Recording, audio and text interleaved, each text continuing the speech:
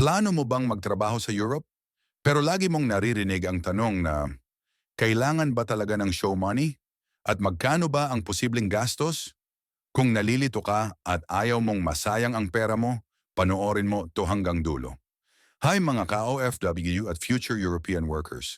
Kung first time mong mag apply ng trabaho sa Europe, normal lang na malito sa requirements, lalo na sa usapang show money. Today, sasagutin natin yan ng malinaw at diretso. Kailangan ba talaga ng show money? Una sa lahat, hindi lahat ng work visa sa Europe ay nangangailangan ng show money. Kung direct hire ka at may employer na sasagot sa accommodation, pagkain o contract mo, karamihan ng bansa sa Europe hindi na humihingi ng malaking show money. Pero may ilang embassy na gusto pa ring makita na may konting personal funds ka bilang patunay na kaya mong tustusan ang sarili mo sa unang linggo. Hindi ka agad magiging burden sa bansa. Ngayon, magkano nga ba ang kailangang show money? Depende pa rin sa bansa pero para may idea ka, karaniwan nasa €1,000 hanggang €1,500 ang hinihinging show money. Ibig sabihin, roughly nasa ₱70,000 hanggang ₱100,000. Importanteng tandaan, ang show money ay hindi bayad, hindi mo ibinibigay, ipinapakita mo lang na may access ka sa pera.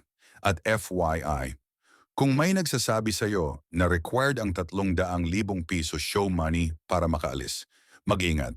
Hindi yan automatic rule. At ngayon naman, magkano nga ba ang posibleng gastos? Ngayon, pag-usapan naman natin ang posibleng gastos.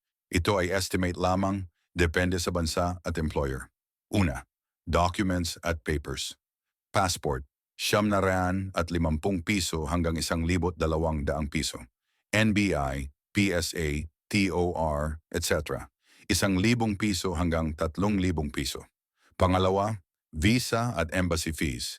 Visa application fee, approximately ₱5,000 hanggang ₱10,000 depende sa bansa.